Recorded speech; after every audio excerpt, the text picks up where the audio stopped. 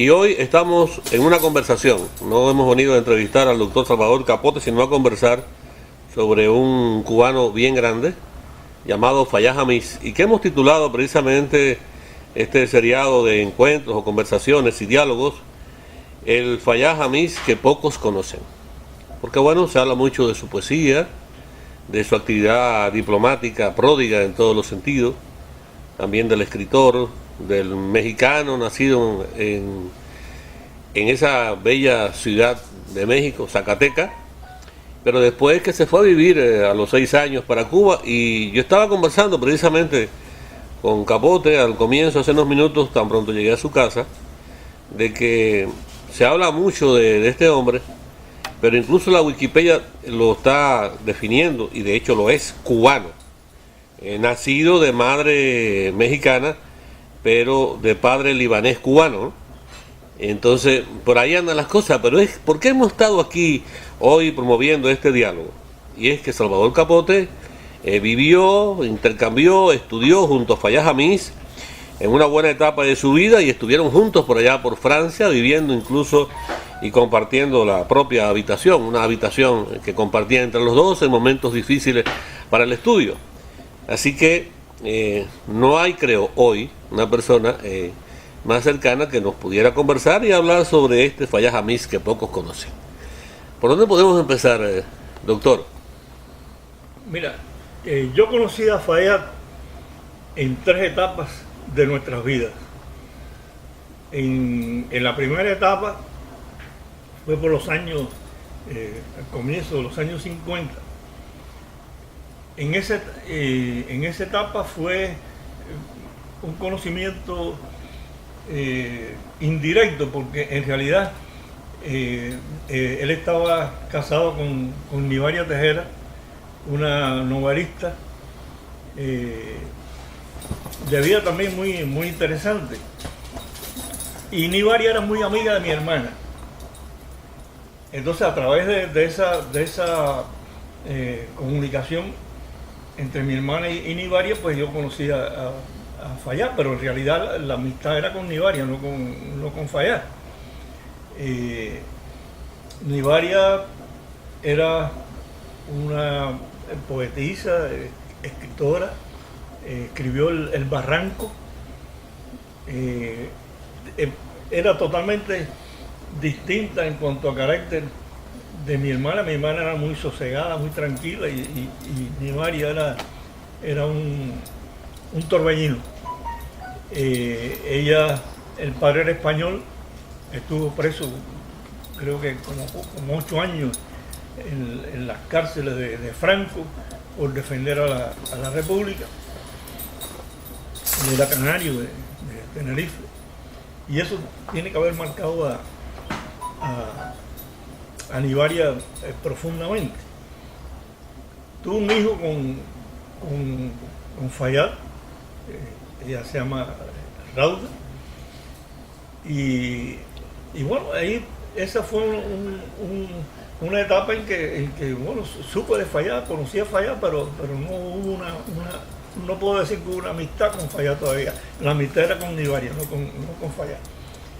Pero después nos encontramos nuevamente en una segunda etapa en París. Yo tuve que salir de Cuba porque yo militaba en una organización revolucionaria. Tuve preso 2 veces con Esteban Ventura Novo. La segunda vez ya, bueno, tuve el privilegio de estar 2 veces preso con Esteban Ventura Novo, porque no conozco a nadie que haya sobrevivido 2 veces preso con este... Que te haya cogido y agarrado preso Ventura, ¿no? Sí, Ventura Novo. Generalmente uno que haya preso con Ventura Novo una sola vez, y desaparecía de este mundo. Algunos tuvieron suerte y sobrevivieron a la primera vez, pero a la segunda vez no conozco a nadie que haya sobrevivido. Entonces, tuve suerte, pero tuve que salir. Ya no podía permanecer en La Habana. Y mi familia presionó tremendamente, y bueno, tuve que salir al extranjero. primero estuve en España y después pasé a París. Allí me encontré con Fayad Yamil. Fayad en aquella época vivía en un sótano de la Casa Cuba, en la ciudad universitaria, muy pobremente, muy austeramente. Igual que todos los cubanos que vivíamos allí. Unos más, otros menos, algunos recibíamos ayuda de nuestra familia, otros no, pero todos nos compenetramos y llegamos a tener como una especie de familia, donde nos ayudábamos mutuamente. Había gente muy valiosa allí. Estaba, por ejemplo, Saúl Yalín, en mi concepto, el hombre más importante del ICAI, el segundo hombre más importante del ICAI, y estaba, por ejemplo, Nicolás Guillén, estaba Leonardo Fernández Sánchez, uno de los hombres, de los ideólogos de la ortodoxia más importante. Estaba Jaime Saruski, estaba Álvarez Ríos, en fin, había toda una serie de compañeros ahí, gente muy valiosa desde el punto de vista intelectual, y todo el mundo pues anhelábamos que la revolución triunfara, y hacíamos todo lo posible para ayudar en la medida de nuestras posibilidades al triunfo de la revolución, y Fayad entre ellos en primer término. Fayad siempre fue una persona que valoraba por encima de todo la unidad de las fuerzas revolucionarias. Él siempre trató siempre fue un factor de unión y no de división. En aquel tiempo, Fayad tenía mucha simpatía por los anarquistas españoles. Esto es algo que mucha gente tal vez no entiende, pero él valoraba el valor extraordinario de los anarquistas españoles, que desde Francia se infiltraban en aquel tiempo en la España franquista para llevar los periódicos, la propaganda antifranquista, y se jugaban la vida y a veces perdían la vida en ese empeño. Y él tenía una gran admiración por esa gente. Hasta el punto que él escribía en el periódico oficial, en el periódico de los anarquistas, que se llamaba Solidaridad Obrera. Solidaridad Obrera, pero todo el mundo le decía Soli. Soli era el periódico de los anarquistas españoles, que se editaba en Francia y se llevaba clandestinamente a España. Él escribía ahí con un seudónimo, no recuerdo el seudónimo, creo que tenía la palabra Moro en el seudónimo. Y entonces me conquistó a mí para que yo escribiera también en el periódico Solidaridad Obrera. Y yo empecé a escribir también con un seudónimo, con el seudónimo de Jesús Mantón. Jesús Mantón. Jesús Mantón, ese era el mío. Ajá. Y el de Fayad no me acuerdo bien, pero creo que era el Moro, el Moro o algo así. Y empezamos a escribir ahí, en el periódico Solidaridad Obrera, y a relacionarnos con los anarquistas españoles. Pero un día hubo un congreso de los anarquistas en el sur de España, en el sur de Francia, perdón, en una ciudad cercana de la frontera con España. Y Fayad y yo fuimos.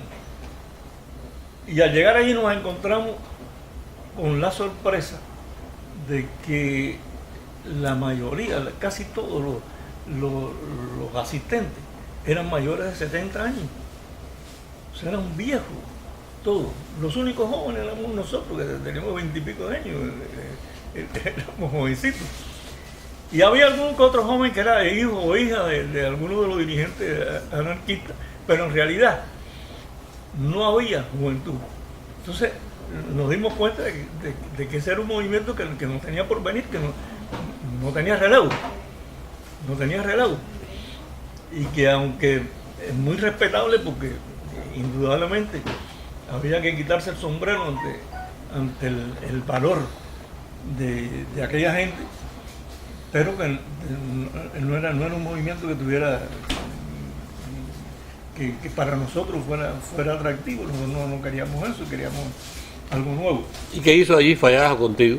No, ahí rompimos con el movimiento anarquista, y entonces empezamos a contactar y a tener mayor comunicación con la Juventud Comunista de Francia. Entonces empezamos a involucrarnos en la lucha, sobre todo anticolonialista, en Argelia, con movimientos argelinos, con esa lucha, y con los periódicos de los comunistas franceses, y empezamos a trabajar con ellos, hasta el punto que nos involucramos también en actividades de protesta contra la guerra colonialista en Argelia. Yo caí preso, me llevaron al Rond-Point. El Rond-Point se decía que era la Bastilla del siglo XX, la prisión de máxima seguridad. ¿Y por qué? ¿Por tus labores conspirativas junto con Fallaja? Por la labor conspirativa junto con Fallaja. Fallaja era uno de los que... Pero Fallaja no cayó preso, por suerte. Pero caí preso yo. Y estuve en la prisión del Rond-Point. Aquello no pintaba bien, aquello era bastante peligroso. Pero tuve suerte también que el rector de la universidad intervino ante el jefe de la policía y logró que me pusieran en libertad. Uh-huh. Entonces, digo esto porque Fallaja en París no se limitó, como muchos piensan, o como veo en algunas biografías, semblanzas de la vida de Fallaja, donde se limitan a su labor como pintor, como poeta, ¿no? Fallaja era un revolucionario. Y ahí en el cuarto donde ustedes vivían, ¿cómo era todo? ¿Cómo era el intercambio? ¿Cómo era el Fallaja ese ya detrás de la puerta, no? No, Fallaja era una gente, mira, él parecía muy serio, muy callado, a veces hasta triste, melancólico, era la semblanza. Y medio nostálgico. Pero no era así. Lo que pasa es que a Fallaja le gustaba la soledad. A Fallaja quería tiempo para él, porque su espiritualidad era tan grande que él necesitaba alimentarse de esa... Viajar hacia adentro, ¿no? Viajar hacia adentro, hacia esa soledad. Pero Fallaja en realidad era un individuo alegre, cordial. O sea, tenía cierto humor también. Con sentido del humor. Entonces, por ejemplo, nosotros, un día llegó Fallaja al cuarto donde yo vivía y me dice: oye, ¿tú conoces París? Y digo: bueno, Fallaja, yo creo que sí, yo me muevo por París, por todas partes, yo creo que sí, que yo lo conozco. Y dice: no, yo te voy a demostrar que tú no conoces a París. Y dice: vamos a salir y te lo voy a demostrar. Entonces nos fuimos, pasamos por el jardín de las Tullerías. Allí había unos puestos donde vendían, ¿cómo se llama esta castaña caliente. porque había mucho frío. Esa noche había mucho frío. Y vendían castaña caliente, entonces una castaña caliente con el frío que era una delicia. Y me dijo, vamos a comprar castaña, pero vamos a comprar cantidad de castaña. Y compramos 2 bolsas grandes de castaña, 2 bolsas grandes. Y después de ahí nos fuimos a la orilla del Sena, a un lugar donde lo que había era mendigos y prostitutas. Ya lo conocían, me di cuenta de que no era la primera vez que él iba ahí, porque ya lo conocían, ya era amigo de toda aquella gente. Y empezó a repartir sus castañas, ¿no? Sus castañas calientes. Y nos sentamos a conversar con los mendigos y con las prostitutas bajo la luz de la luna a la orilla del Sena. Aquello era una cosa increíble. Increíble. Y me dijo, ¿tú te das cuenta que tú no conoces París? Y le digo, es verdad que yo no conozco París. Es verdad que no lo conozco. Me lo estás enseñando ahora. Y así hasta el amanecer. Eso lo refleja él en algunos de sus versos. Si tú me permites. Sí, ajá. Tienes un libro ahí de Fayad. ¿Cuál es ese? Este libro es Poesías Escogidas, de Fayad Yamiz. Ajá. Entonces él tiene un poema que se lo dedicó a Nicolás Guillén, que se llama Vagabundo del Alba. Vamos a leer algunos pasos. Sí, a ver. Dice, la mañana pálida de París crece sobre mis hombros, después de la noche larga. Las hojas color de miel del otoño deslizándose por las calles, en las aceras las hojas del otoño sobre la cabeza de los mendigos. Aún ellos duermen, una mujer se ha levantado, ha recogido una boina. La ternura de esa mujer debajo de sus harapos negros, como la flor pálida del día, como la paloma que revolotea sobre el Sena de humo de cristal de plata. Así es aquí el amanecer, yo te lo digo, ahora que es otoño. Así es el alba, la ciudad está muerta, sus huesos pueden ser palpados y nadie dirá nada. Los policías duermen sus orejas de corcho, las leyes duermen, la miseria dormita. Yo camino, primer hombre de este nuevo día, como si la ciudad fuera mi mujer y yo la contemplara dormida, desnuda, el cielo naciendo de su espalda. No, es impresionante. Tan importante, tan grande, tan hermoso como sus obras de pintura, ¿no? Porque todo el mundo también conoce de una pintura. Lo que quiero es que se vea que esos poemas como Vagabundo del Alba tenían un contexto muy importante de la manera de ser, de la manera de... Pero fíjate, es un mensaje que le manda al otro poeta, y nada menos que a Nicolás Guillén. Le está contando cómo es el París, ¿no? Exacto. Es una crónica, poesía, es una cosa muy hermosa. Exacto. Pero bueno, también, perdóname, en el cuarto, vuelvo al cuarto, ustedes, cuando uno está intercambiando en un lugar tan cerrado, hace cuentos, historias íntimas, él hablaba también de su familia. ¿Cuáles eran realmente sus preocupaciones con la familia? Bueno, él tuvo sus grandes traumas porque él se divorció de Nivaria. Yo creo que él estaba muy enamorado de Nivaria.